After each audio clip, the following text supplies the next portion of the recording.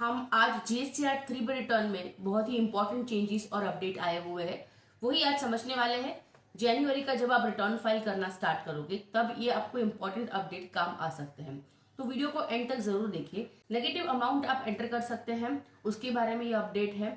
और साथ में और भी बहुत इंपॉर्टेंट अपडेट्स मैं आपके साथ शेयर करूंगी जो अब तक के चेंज हुए हैं। स्लोली हम सारे अपडेट्स चेक करेंगे जीएसटीआर 3 रिटर्न में, ताकि आपका जीएसटीआर 3 रिटर्न आप एक्यूरेटली और करेक्टली फाइल कर पाओ। आप तो देख ही रहे हैं, लोगों तक शेयर करें ताकि उनको भी ये इंपॉर्टेंट अपडेट मिले और वे भी अपना जीएसटीआर 3 करेक्टली फाइल कर पाए।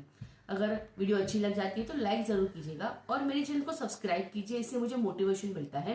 क्योंकि वीडियो देखने में होती है छोटी सी, लेकिन बनाने के पीछे एफर्ट्स लगते हैं। तो आपका एक लाइक, शेयर या सब्सक्रिप्शन हमें मोटिवेट करता है ऐसे ही हेल्पफुल वीडियोस बनाने के लिए। textdecode.com पे मेरे कुछ कोर्सेस हैं जिनको सीख कर समझ कर आप अपनी करियर में ग्रो कर सकते हैं, टैक्स कंसल्टेंसी को ग्रो करवा सकते हैं या फिर आपकी जॉब पे हाई पोजीशन पा सकते हैं। बहुत ही अफोर्डेबल प्राइस में है और वैल्यूएबल कंटेंट आपको इसमें मिल जाएगा। अगर आप चेक करते हैं तो प्राइस भी आप यहाँ से चेक कर सकते हैं। यहाँ पे व्यू डिटेल पे अगर आप क्लिक करते हैं तो आपको सारी डिटेल्स इसकी मिल जाएंगी।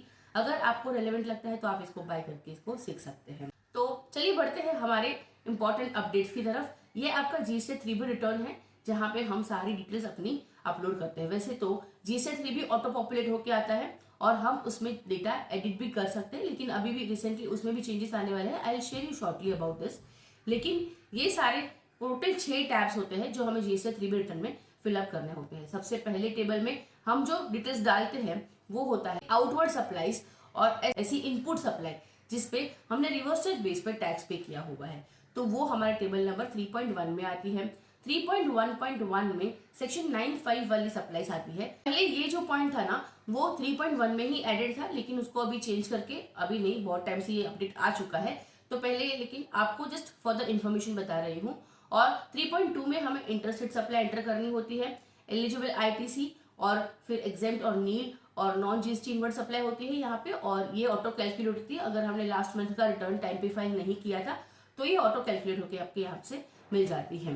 ठीक है, तो अब इम्पोर्टेंट पॉइंट ये है कि आपका जो 3.1 और 3.1.1 3.2 ये सारा डेटा है ना, 4 का डेटा, ये सारे आपके ऑलरेडी रिटर्न फाइल हुए हैं, उसके बेस पर ऑटो पॉपुलेट होके आ जाते हैं।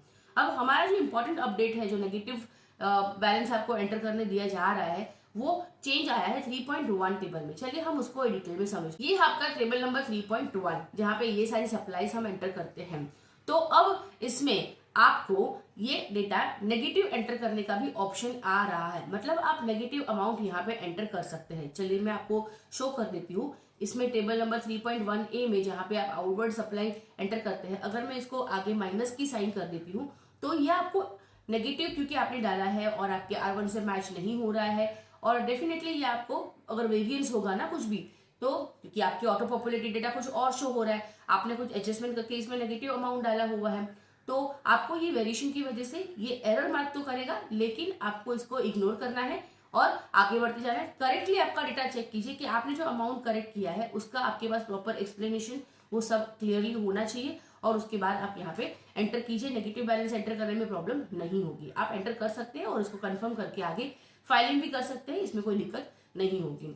साथ में एक इंपॉर्टेंट अपडेट मैं आपको ये भी बताना चाहती थी कि यहाँ पे जो ऑटो पॉपुलेट डेटा होता है ना, वो ब्लॉक होने वाला था, लॉक होने वाला था। इसको आप एडिट नहीं कर सकते थे, ऐसा पहले एडवाइजरी आया हुआ था। लेकिन फिर टैक्स पेयर्स की डिमांड से इन्होंने ये जो अपना अपडेशन है जीएसटी 3 रिटर्न को लेकर वो पोस्टपोन किया है। तो आगे नियर फ्यूचर आप देखेंगे कि आपका जो डेटा यहाँ पे ऑटो पॉपुलेट होके आ रहा है उसको आप एडिट नहीं कर पाओगे। तो ये अपडेट यहाँ पे हो सकता है, लेकिन फिलहाल तो आपके लिए एडिटेबल डेटा है। तो अगर आपका जो भी डेटा ऑटो पॉपुलेट होता है यहाँ पे, आप उसको एडिट करके कोई भी अमाउंट आपके हिसाब से डाल सकते हैं जो करेक्ट हो और फ्यूचर में आपको उसकी कॉन्सिक्वेंसेस फेस ना करने पड़े, उस तरह से आप एंटर कीजिए।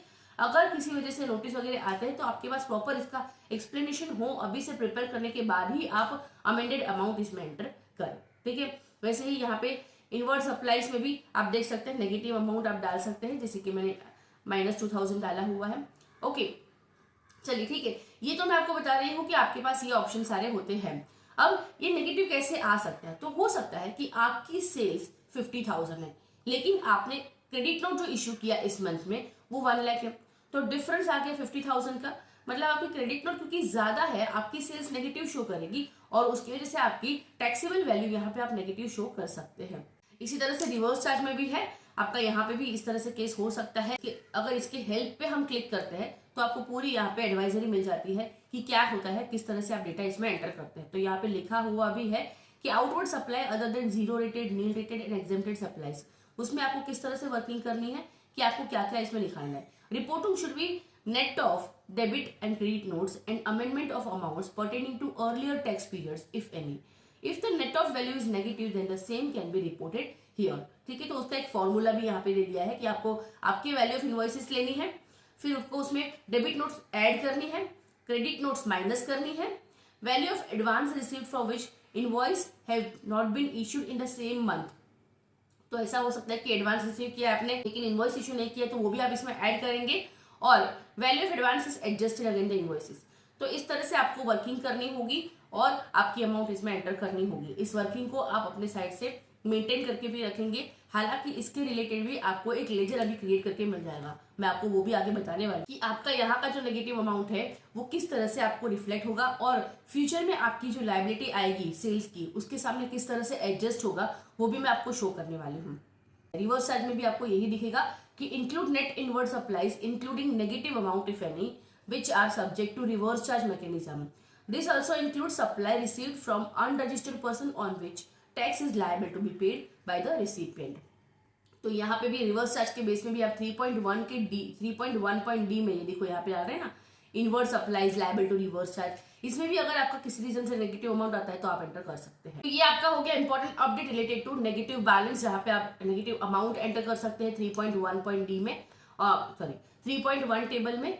चलिए इसको एक एग्जांपल के साथ समझ लेते हैं कि चलिए आपका अगर जो टैक्स कंपोनेंट आउटवर्ड सप्लाई मतलब आपकी जो सेल्स है वो टोटल उस पर जो जीएसटी बन रहा है उसकी अमाउंट यहाँ पे दिए हुए है, तो उस पर 1 लाख जीएसटी है, सीजीएसटी एसजीएसटी 50,000 ईच है, ठीक है। और आपने जो क्रेडिट नोट इश्यू किए हैं Q1 में वो 1,70,000 है। तो आप देख सकते हैं कि यहाँ पे आपको नेगेटिव लायबिलिटी दिखेगी। अब नेगेटिव लायबिलिटी कैसे, क्योंकि यहाँ पे मुझे लगता है कि इनका अमाउंट का कुछ मिस्टेक हुआ है, तो ये 1,10,000 अगर होगा तो यहाँ पे नेगेटिव बैलेंस 10,000 का आएगा, ठीक है। तो समझो आपने जो क्रेडिट नोट इश्यू की है उसकी आईजीएसटी माइनस 1,10,000 है, तो अब जो बैलेंस बचा ना नेगेटिव लायबिलिटी वो -10,000, -20,000 और -20,000 आएगा, क्योंकि क्रेडिट नोट का अमाउंट आप देख सकते हैं कि ये ज्यादा है as compare to the sales आपका, ठीक है। ये हो गया आपका। उसके बाद आपको जो भी आपकी नेक्स्ट क्वार्टर की सेल होगी या नेक्स्ट मंथ की सेल होगी ना वो यहाँ पे एडजस्ट होगी। तो समझो नेक्स्ट मंथ की आपकी सेल 10,000 की ही हुई है, जिस मतलब कि आईजीएसटी उस पर 10,000 ही लगा हुआ है, सीजीएसटी 15,000 लगा हुआ है और एसजीएसटी 15,000 लगा हुआ है, ठीक है। तो ये अभी आपकी जो नेगेटिव बैलेंस है ना, नेगेटिव लायबिलिटी आ रही थी उसके सामने पहले एडजस्ट होगी और उसके बाद बैलेंस अमाउंट आपको लायबिलिटी का नेक्स्ट क्वार्टर में पे करना होगा। तो यहाँ पे 10,000 के सामने 10,000 एडजस्ट हो जाएगा। ये जो नेगेटिव आईजीएसटी है लास्ट क्वार्टर का, Q1 का, उसके सामने Q2 की जो लायबिलिटी है 10,000 की वो एडजस्ट हो जाएगी और फिर आपको उस मंथ में आईजीएसटी पे करने की जरूरत नहीं पड़ेगी।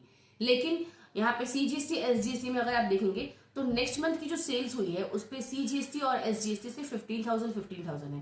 तो जो Q1 की हमारी नेगेटिव लायबिलिटी दिख रही थी 20,000 की, उसके सामने पहले 15,000 एडजस्ट होगा और फिर बैलेंस इधर से यहाँ पे भी एसजीएसटी में ऐसे ही होगा।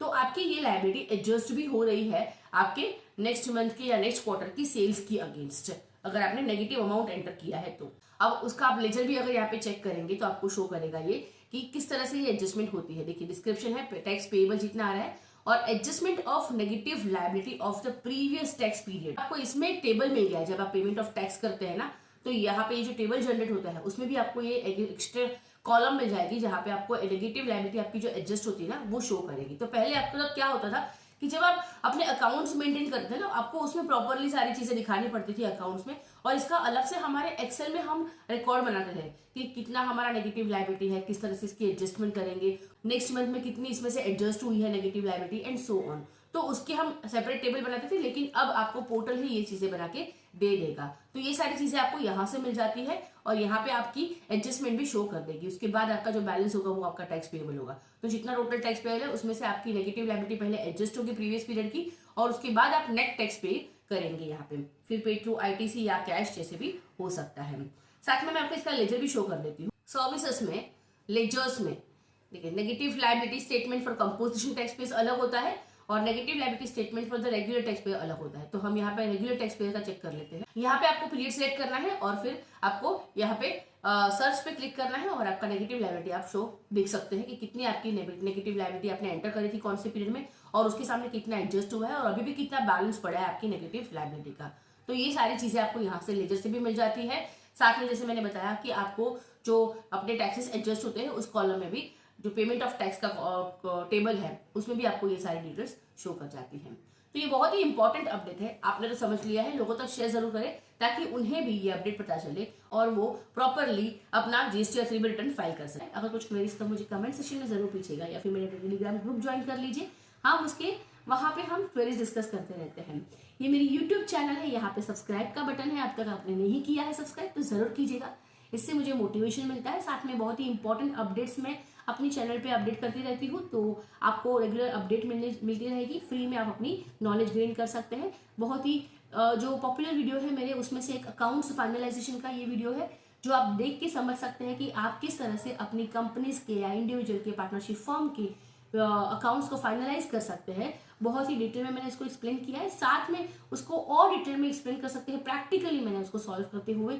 ये मेरा फाइनलाइजेशन ऑफ अकाउंट्स पे कोर्स है taxdecode.com में, लिंक आपको डिस्क्रिप्शन में मिल जाएगी, जरूर चेक कीजिएगा। बाकी सारे कोर्सेज भी आप यहाँ पे चेक कर सकते हैं, जैसे कि रिकंसिलेशन है, GSTR 990C है, मतलब एनुअल फाइलिंग है, या फिर आप किस तरह से जीएसटी कंसल्टेंट बन सकते हैं, उसके लिए आपके पास क्या बेसिक नॉलेज होनी चाहिए, या फिर आप अगर कहीं पे जॉब भी करना चाहते हैं तो क्या आपके पास बेसिक नॉलेज होनी चाहिए जिसके बेस पर आप अपना इंटरव्यू डेफिनेटली क्रैक कर पाओगे। तो इन सारी चीज़ों को कवर करके हुए बहुत ही अफोर्डेबल प्राइस में मैंने ये कोर्सेस आपके लिए रखे हुए हैं। अगर आपको रेलेवेंट लगता है तो जरूर इसको एनरोल कीजिएगा। Thank you so much.